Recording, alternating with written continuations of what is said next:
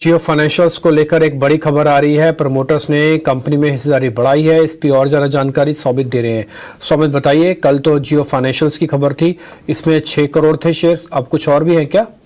तो हमें सोर्सेज से जो पता चल रहा है वो यही है कि प्रमोटर्स ने और ओपन मार्केट्स में शेयर खरीदे हैं जियो फाइनेंशियल के। प्रमोटर की अगर हम बात करें तो वो मुकेश अंबानी फैमिली ग्रुप आ जाता है। तो कल उन्होंने करीब 1 करोड़ शेयर्स खरीदे थे ओपन मार्केट से, और आज और एक 1 करोड़ शेयर्स खरीदे हैं ओपन मार्केट से। टोटल 2 करोड़ शेयर्स की खरीदारी अब तक हुई है ओपन मार्केट से। अब प्रमोटर का एम है कि 2.5 करोड़ शेयर से अपनी शेयर होल्डिंग बढ़ाने की जियो फाइनेंशियल में, और उसमें से 2 करोड़ की बाइंग अब तक हो चुकी है। तो और 50 लाख शेयर्स की बाइंग आने की एक्सपेक्टेशंस है। अब लिस्टिंग से लेकर अब तक अगर आप देखेंगे तो प्रमोटर ने करीब 0.97% से अपनी होल्डिंग बढ़ाई है जियो फाइनेंशियल में, और ये स्टेक खरीदने के बाद उनकी जो होल्डिंग है वो और 0.5% से बढ़ के करीब 47.2% के आसपास हो जाएगी।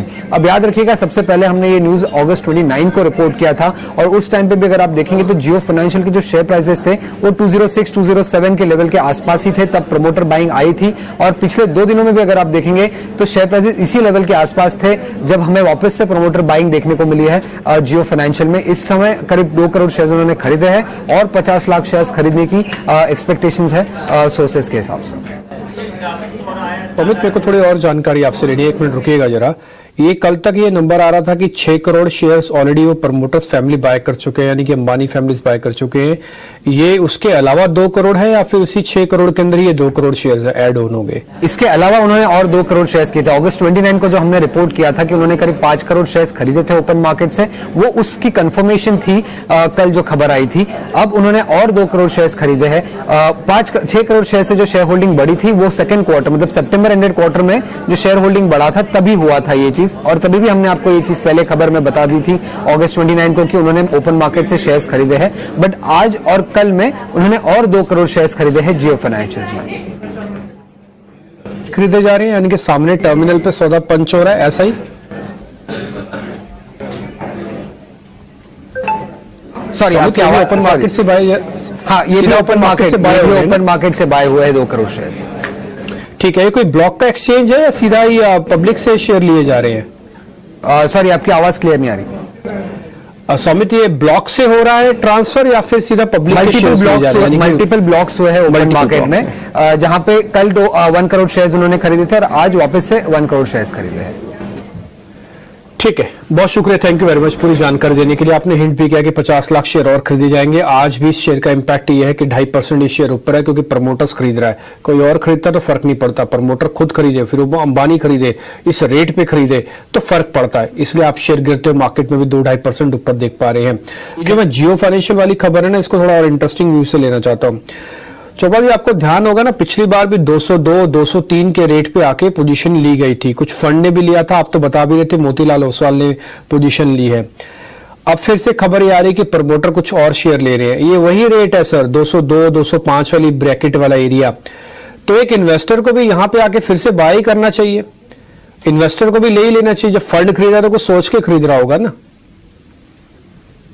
देखिए डिप्टी, बहुत सारी कंपनीज अपने बायबैक अनाउंस करते हैं और बहुत सारी कंपनीज अपना स्टॉक खुद खरीदते हैं। तो जब प्रमोटर बाइंग होती है तो इससे बिल्कुल सीधा आप रिलेशन बना सकते हैं कि प्रमोटर को कंपनी में बहुत कॉन्फिडेंस है, और नो डाउट वो रिलायंस है, जैसे आपने कहा वो अंबानी साहब खुद ले रहे हैं तो उसका कोई मीनिंग है। लास्ट टाइम भी जब मोतीलाल ने बाइंग किया था 205, 206 पे, वहीं पे लो बना था। तो ये कहना बहुत कठिन है कि यहाँ लो बना है कि नहीं बना। अगर मैं इतना कॉन्फिडेंट हूं को लंबी अवधि के लिए जियो फाइनेंस लेता है तो इसमें पैसा जरूर बनेगा, क्योंकि अभी उन्होंने अपना जो एनबीएफसी है उसको भी उन्होंने लॉन्च किया है, और बहुत जल्द हम देखेंगे कि जियो फाइनेंशियल जो स्टाइल है मुकेश भाई का काम करने का, वो आते हैं और फिर वो छा जाते हैं। तो आपको शहर शहर में इनके ऑफिसेस दिखेंगे और बहुत वाइड स्प्रेड काम दिखेगा, क्योंकि वो छोटा काम करने के लिए तो जियो फाइनेंशियल उन्होंने खोला नहीं। तो मेरा ये मानना है बहुत अच्छे कन्विंसिंग वैल्यूएशंस है और इसको यहाँ पर खरीदा जा सकता है। और एनबीएफसी बिजनेस, अगर आप कोई भी बड़ा एनबीएफसी देख लें तो नो डाउट मुझे लगता है कि it's a matter of time कि अगले 4-5 सालों में ये 2000 का भी भाव बने या 5000 का भी भाव बने तो कोई बड़ी बात नहीं है। तो लॉन्ग टर्म पर्सपेक्टिव से जियो फाइनेंस लेके रखिए। नो डाउट एनबीएफसी बिजनेस अच्छा बिजनेस है, और अगर इसको आप प्रॉफिटेबली रन कर गए और इसमें एनपीएस कम रहे तो निश्चित रूप से क्या पता आपको जियो फाइनेंस एक और बजाज फाइनेंस बन रहा हो। ठीक है, दूसरा बन भी सकता है, इसमें कोई दो राय नहीं है। और एक बात मैं आपकी बात से इत्तेफाक रखता हूं कि भाव और भावनाएं दोनों ठीक है। भावना ये कहती है कि देश की नंबर 1 कंपनीज बनाने के लिए प्रमोटर जी जान लगाएंगे।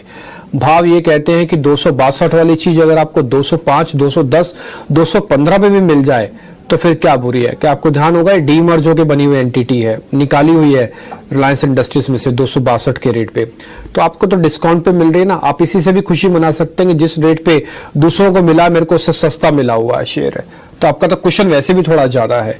ठीक है, जब बिजनेस बढ़ेगा बनेगा तब की तब बात, लेकिन प्राइस के हिसाब से एंट्री की जा सकती है। छोटा